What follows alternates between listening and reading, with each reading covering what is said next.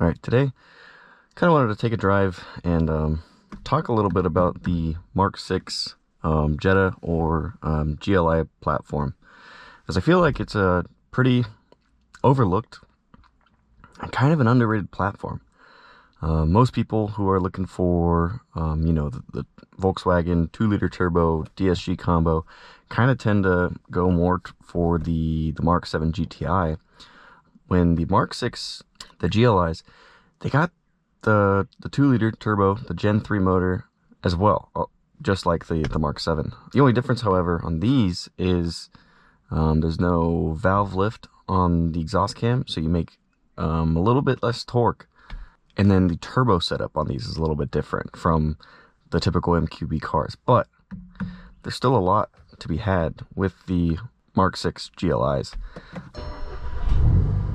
So yeah, just gonna do a little short drive, kind of talk about my experience modifying this platform, how I was able to find out everything about it, and then yeah, kind of my experience so far. Shut this.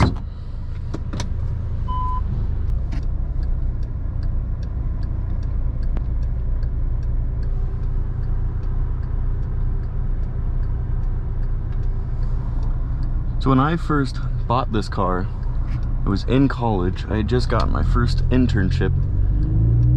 I owned a 2013 GLI before I started college, and I had a really good experience with it. It was overall really reliable, and I was at like 130 something thousand miles, and it was a good car to own. In college, I really wanted to hop into a Mark 7 GTI for all of the obvious reasons, but they were just a little bit out of the price range that I was shopping in. I was looking for something under 60,000 miles for under 20 grand.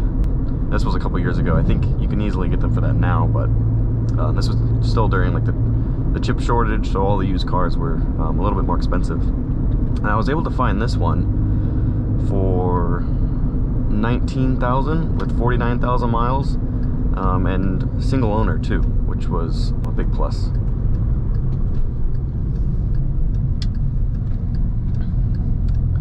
I kept it stock for a little bit, and then once I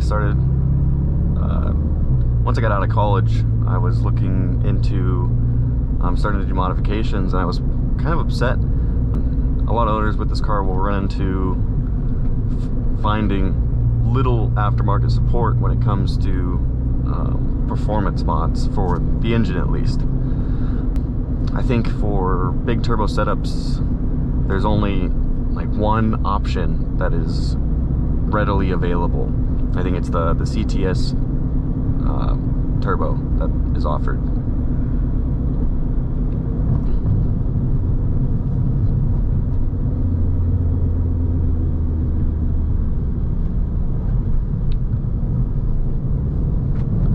So I joined a Facebook group that actually figured out how you could swap an MQB turbo onto these cars. I don't know what this guy's doing. And it turned out to be a much cheaper option and a much more capable option than the turbo setup that's offered by CTS. And it takes a little bit more effort. There's a couple coolant lines and some charge pipes and stuff that have to be swapped over to fit from the MQB platform, but you can swap the IS38 or the IS20 or any of the big turbo setups that fit to the Mark 7 GTIs and Golf Rs onto these cars as well. But at a first glance, you'd never know if you were looking online. Nobody really talks about it. It's kind of like a little secret for the Mark 6 Jetta community.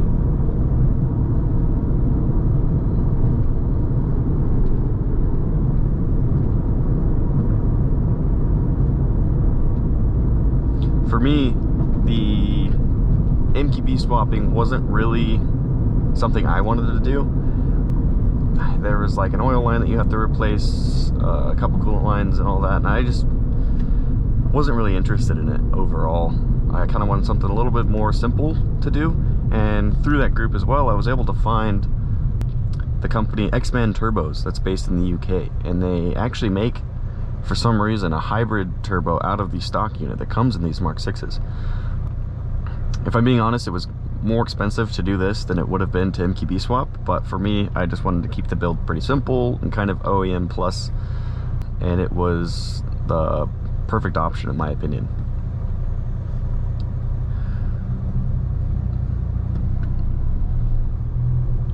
As far as tuning support goes, again, it's something that's not super talked about online, but there's a couple tuners who do really well on this platform, and both of them, I believe, tune via Simus tools, so the same open source tuning platform that is available for the Mark 7 GTIs and the other MKB cars still works for this car. And so I was able to do everything custom, street tuning, logging, sending it to the tuner, getting a new file, and doing a revision. It took about 3 revisions to get this one dialed in.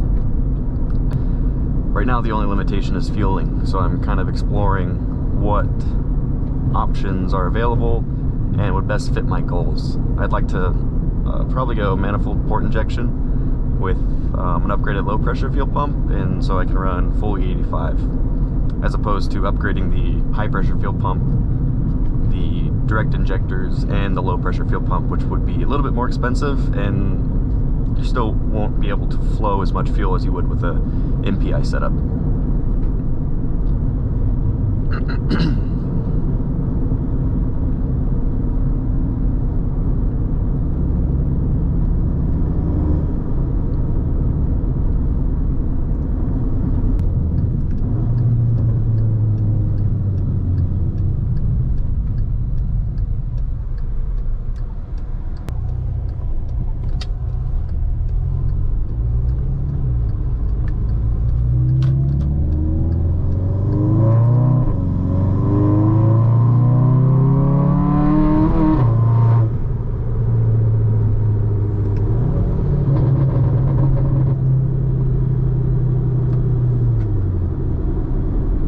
So yeah, I'm pretty happy with this hybrid turbo and the tuning setup overall.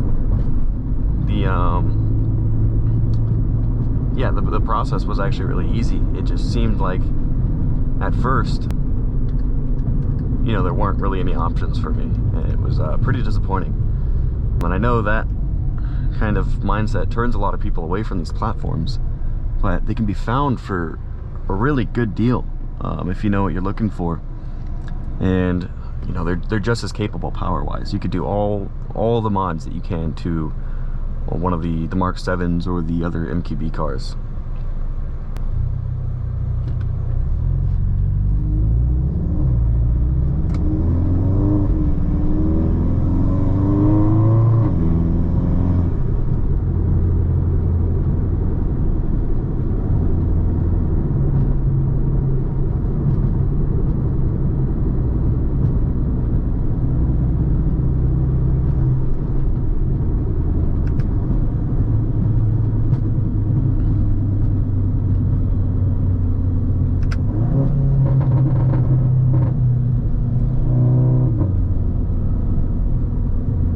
I think my only gripe with this platform is that Volkswagen didn't put the limited slip differential that you would get out of one of the Mark 7s, which does kind of limit you traction wise, sometimes coming out of corners and whatnot.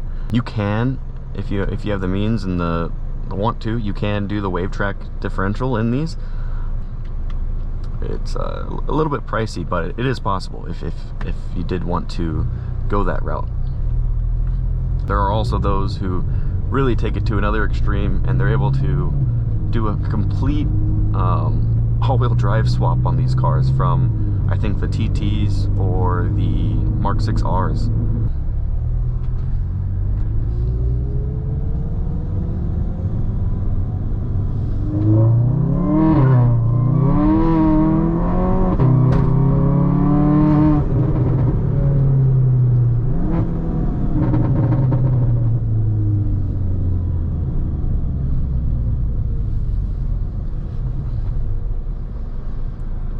Yeah, you can see it struggling a little bit for traction there, but pedal it a little bit and it does all right. I'm also still on all seasons, so you know, it is my daily setup. So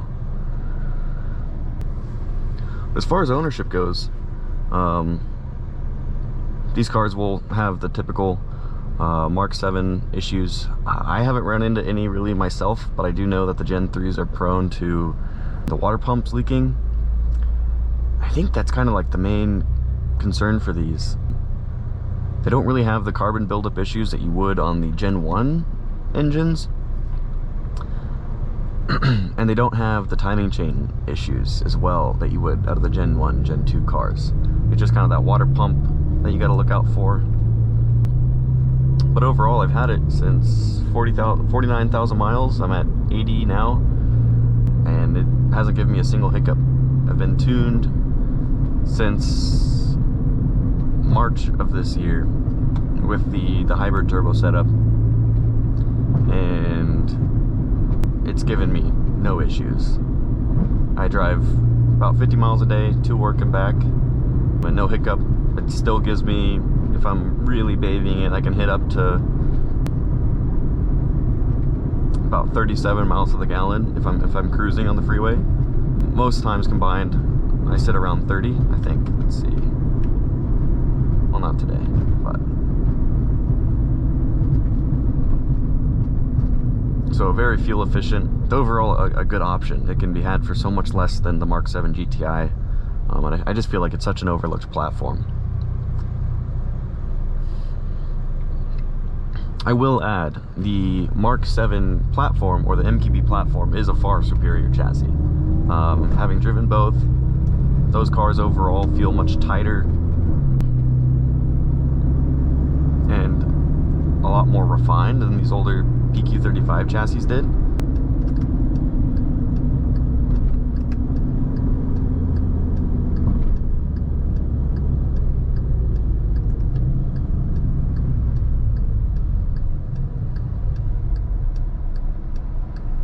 So far, I've done autocross with this car, I've road tripped this car, but it's never let me down. It is plenty of fun in the corners, plenty of fun on the highways or straight roads.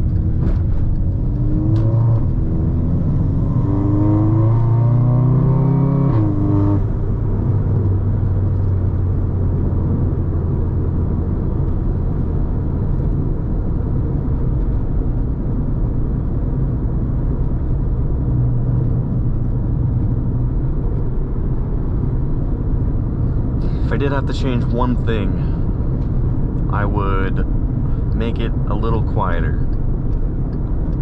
That's just me though.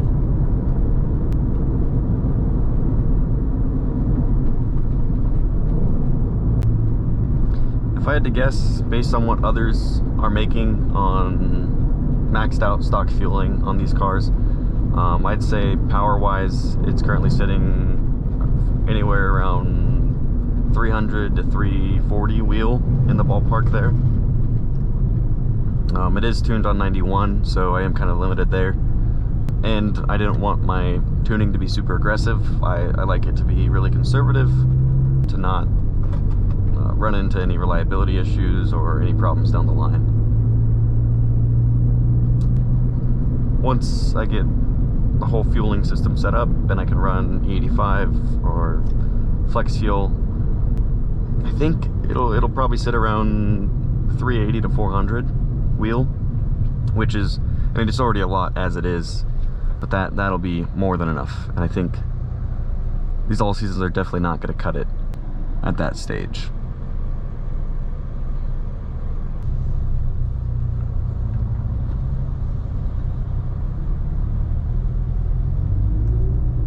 But yeah, if you are in the market for one of these Volkswagens, you know, don't be turned away from the Mark 6 GLI platform. You know, if you want to do something a little different, I know a lot of the Mark 7 builds can seem pretty copy-paste, and you can make just as much power out of these as you can on the Mark 7s. It just takes a little bit more effort and a little bit of research to, you know, accomplish it. That's what I'm hoping to do, is kind of shed some light on these cars and show you that it can be done as long as you know where to look and you're willing to do it. And again, these can be found for such a good deal.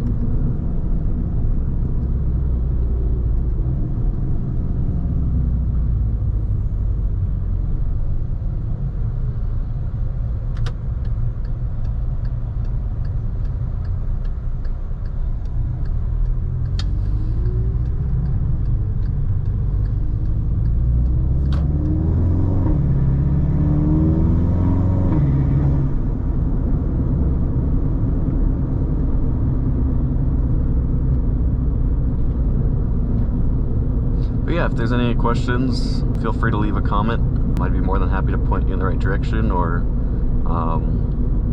answer any questions that I can. Yeah, I plan on filming a lot more videos about this car, kind of ownership, different things, road trips, autocross days, and just overall my experience with this car. I'm in pretty deep, so it's going to be sticking around for some time. Yeah, thanks for watching.